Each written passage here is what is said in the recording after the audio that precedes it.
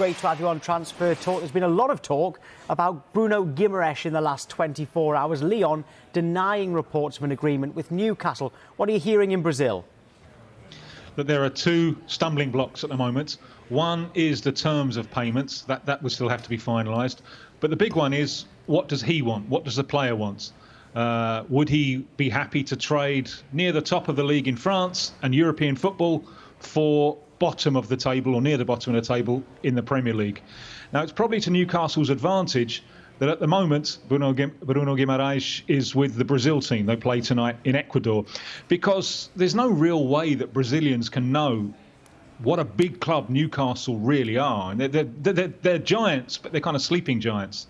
So with the Brazil squad, he's surrounded by Premier League players, and I'm sure he's pumping them for information. What's being reported in Brazil is that he's decided that, yes, he would like this move to Newcastle. So that would seem to be one of the two stumbling blocks removed.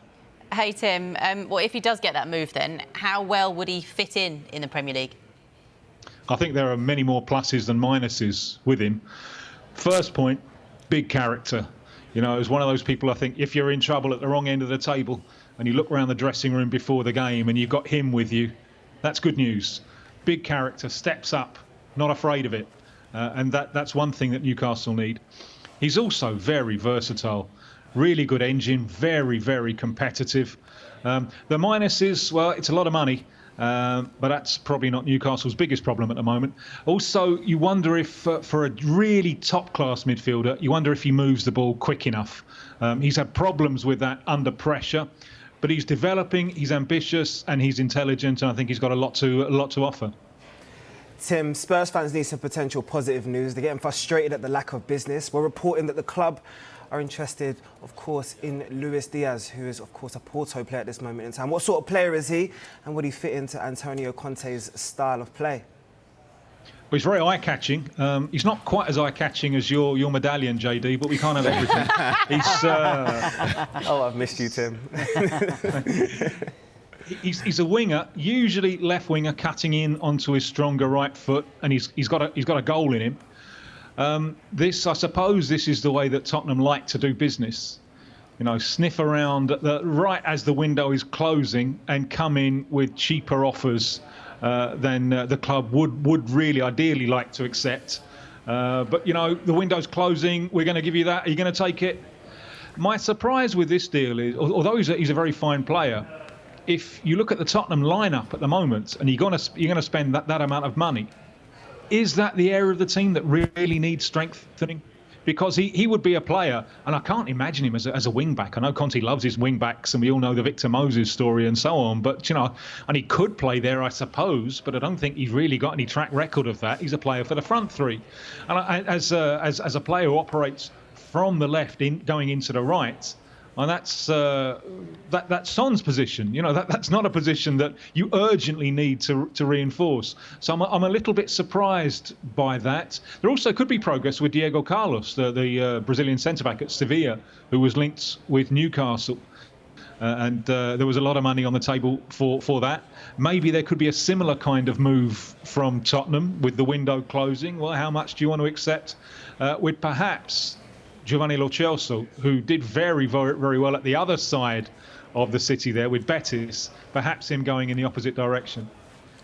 Tim, what can you tell us about Julian Alvarez and Manchester City? This one looks very close. Naturally, comparisons have been drawn to Sergio Aguero. Are they similar, and is he a good fit for Pep Guardiola and Manchester City? No and yes. No, they're not similar at all to. He's not similar at all to Aguero. In fact, he would line up very well along with Aguero, because Alvarez is not an out-and-out centre forward. He's more of a second striker. And this is why I think he fits with Guardiola. He's, if you like, he's a striker with the soul of a midfielder. Wonderful at retaining possession, wonderful at combination play, very, very clever, and he's quick. But his mind is quicker than his body. It would take him time to up the level of his game to the Premier League, I think. But there's a real jewel here. He's the best thing, I think, to come out of Argentina in some time. But he's not coming out now, I think, even if the deal is done and dusted over the next few days. And we said at the start of the window that his agent was moving to Europe to wander around and see what was on offer. But the likelihood was that he was going to stay for most, if not all, of this year. As I understand it, the deal would be for him to move over across in June. His club, River Plate, really think that they'll be able to keep him until the World Cup, until the end of the year.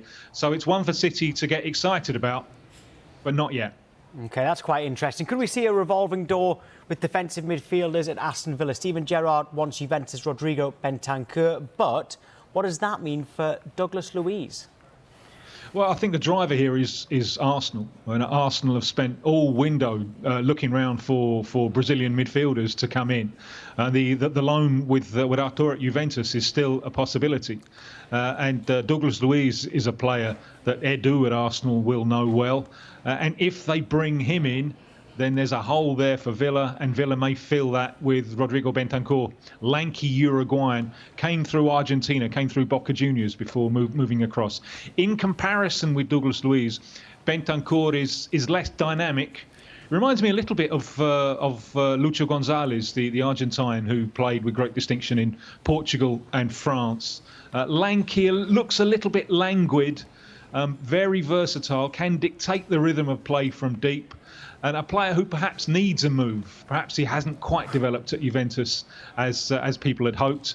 So he could be another member there of Steve Gerrard's hospital, you know, recuperating Felipe Coutinho and recuperating Bentancur as well. All right, one to keep an eye on. Thank you, Tim.